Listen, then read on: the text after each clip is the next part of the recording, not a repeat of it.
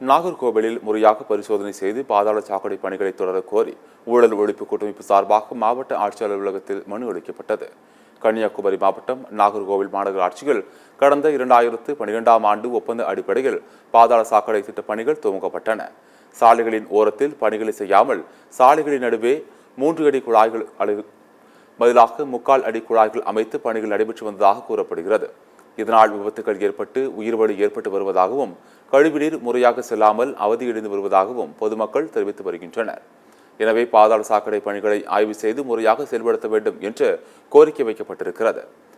இது தொடர்பாக கன்னியாகுமரி மாவட்ட ஊழல் தடுப்பு கூட்டமைப்பு சார்பாக மாவட்ட ஆட்சியர் அலுவலகத்தில் மனு அளிக்கப்பட்டது. குமரி மாவட்டத்துக்கு இந்த திட்டம் கண்டிப்பாக தேவையில்லை. ஏன்னா ரோடு சமநிரப்பான ரோடு இல்லை, மேடும் பள்ளமாக இருக்குது. இவங்க லெவல் பார்க்காம தான் ஏற்கனவே இந்த குழாய்களை பயிற்சி கொண்டு போயிட்டு இருக்காங்க. இது பக்காவாட்டு அவங்க பைசா வருஷம் அடித்து மாற்றதுக்கு வேண்டி தான் எடுத்து போயிட்டு இருக்காங்க. இப்போ மேயர் இங்கே இல்லை, அமெரிக்காவுக்கு போயிட்டாராம். அமெரிக்காவுக்கு அவர் போய் வச்சுக்கிட்டு நேற்றைக்கு போய் ரோடை தோண்ட போகிறாங்க. நேற்றைக்கு தான் தோண்ட போகிறாங்க, நேற்றைக்கே தான் பேப்பரும் வருது, பேப்பரில் செய்தி வருது. இதெல்லாம் மிகப்பெரிய தவறு.